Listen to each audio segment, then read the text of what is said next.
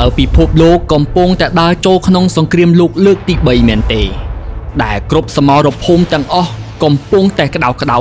និងរង្គើពេញភពផែនដីសន្តិភាពដែលយើងធ្លាប់ស្គាល់អស់រយៈពេលជិត80ឆ្នាំមកនេះកំពុងតែរង្គើសរង្គើពីអឺរ៉ុបខាងកើតមកដល់វាលខ្សាច់មជ្ឈិមបូព៌ានិងច្រកសមុទ្រតៃវ៉ាន់ផ្សែងសង្គ្រាមកំពុងតែត្រហុយត្រឡូមមនុស្សជាច្រើនចាប់ផ្ដើមសួរសំណួរថាតើនេះគឺជាពន្លឺនៃសង្គ្រាមលោកលើកទី3ឬយ៉ាងណាថ្ងៃនេះយើងមកបង្ហាញនិងប្រាប់ពីអ្វីដែលកើតឡើងប៉ុន្តែយើងនឹងបង្ហាញពីឫសគល់នៃចំនួនសភាវុធប្រល័យលោកដែលគេកំពុងតែលាក់ទុកនិងយុទ្ធសាស្ត្រដែលមហាអំណាចកំពុងតែលេងល្បែងលើវាសនាមនុស្សជាតិសមរភូមិអ៊ុយក្រែនសង្គ្រាមរុស្ស៊ីអ៊ុយក្រែនមិនមែនជាការដណ្ដើមទឹកដីនោះទេវាគឺជាសង្គ្រាមបំផ្លាញធនធានបច្ចេកវិទ្យាដ្រូនយើងបានឃើញហើយថាការបដិវត្តថ្មីនេះយុទ្ធក្រោះ Leopard 2 ឬ Upgrade ដែលមានតម្លៃរាប់ពាន់លានដុល្លារត្រូវបានកំទេចខ្ទេចខ្ទីដោយសារតែដ្រូន FPV ដែលមានតម្លៃ$500នេះគ្រាន់តែជាការផ្លាស់ប្ដូរនៃទ្រឹស្ដីយោធាទាំងស្រុងយុទ្ធសាស្ត្ររុស្ស៊ីបំផ្លាញនូវយុទ្ធសាស្ត្រកិនកំទេចដោយប្រើកាំភ្លើងធំនិងគ្រាប់បែកតើ NATO អាចបន្តការផ្គត់ផ្គង់អ៊ុយក្រែនបានយូរប៉ុណ្ណា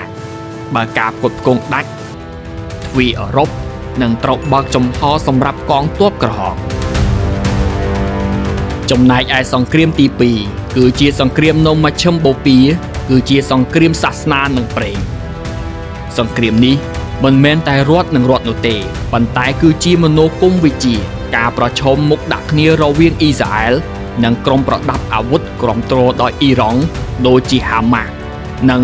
ហេប៊ុលឡាកំពុងតែអូសទាញពិភពលោកឲ្យធ្លាក់នៅក្នុងវិបត្តិថាមពលបើនិយាយអំពីប្រព័ន្ធការពាររបស់អ៊ីស្រាអែលគឺមានIron Throne និង Arrow 3របស់អ៊ីស្រាអែលគឺជាខែបការពារដ៏រឹងមាំដ៏អស្ចារ្យបំផុតប៉ុន្តែតើមានអ្វីកើតឡើងបើអ៊ីរ៉ង់សម្រេចចិត្តប្រើមីស៊ីលហៃដ្រូនិករាប់ពាន់គ្រឿងបាញ់សម្រុកចូលក្នុងពេលតែមួយសូម្បីតែខែលការពារដ៏ល្អបំផុតក៏មានថ្ងៃធ្លាយដែរប្រសិនបើច្រកសមុទ្រហាយស៊ូត្រូវបិទតម្លៃប្រេងនឹងហក់ឡើងដល់ចំណុចដែលសេដ្ឋកិច្ចលោកត្រូវគាំងនេះហើយគឺជាសភាវុធសេដ្ឋកិច្ចដែលខ្លាំងបំផុតជាងគេជាងក្របបែកទៅទៀតផ្នែកទី3តំបន់ Indo-Pacific មហាយៈប្រឈមមុខដាក់គ្នានេះគឺជាកន្លែងសង្គ្រាមលោកលើកទី3អាចផ្ទុះកើតឡើងយ៉ាងពិតប្រាកដការប្រជែងគ្នារវាងចិននិងសហរដ្ឋអាមេរិកលើបញ្ហាតៃវ៉ាន់និងសមុទ្រចិនខាងត្បូងចិនកំពុងតែពង្រាយកងទ័ពជើងទឹកយ៉ាងលឿនបំផុតខណៈដែលអាមេរិកកំពុងតែពង្រីកនិងពង្រឹង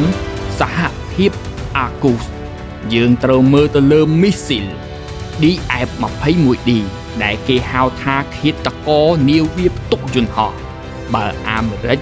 បាត់បង់នាវាផ្ទុកយន្តហោះតែមួយគ្រឿងនោះតុល្យភាព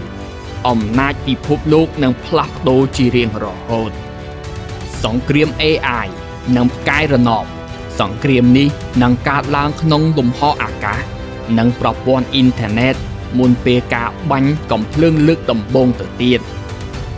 ការវិភាគចុងក្រោយពិភពលោកបច្ចុប្បន្នមិនមែនជាពិភពលោកពោលតែមួយទៀតទេ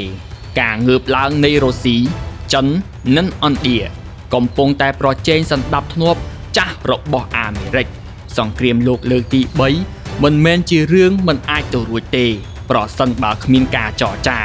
សភាវុធកាន់តែទំនើបមនុស្សកាន់តែមានគ្រោះថ្នាក់ដោយលោកអាបឺតបានលើកឡើងថាខ្ញុំមិនដឹងគេប្រើសភាវុធអ្វីក្នុងសង្គ្រាមលោកលើកទី3ទេប៉ុន្តែបើមានសង្គ្រាមលោកលើកទី4គេនឹងប្រើដុំថ្មនិងដំបងវាយគ្នាតើអ្នកយល់យ៉ាងណាចំពោះសមរភូមិមួយដ៏គ្រោះថ្នាក់បំផុតសម្រាប់ពិភពលោកនាពេលបច្ចុប្បន្ននេះសូមបញ្ចេញមតិ ខាងក្រោមវីដេអូហើយកុំភ្លេចចុច Subscribe ដើម្បីទទួលបានការវិភាគដ៏ស៊ីជម្រៅនៅវីដេអូក្រោយទៀត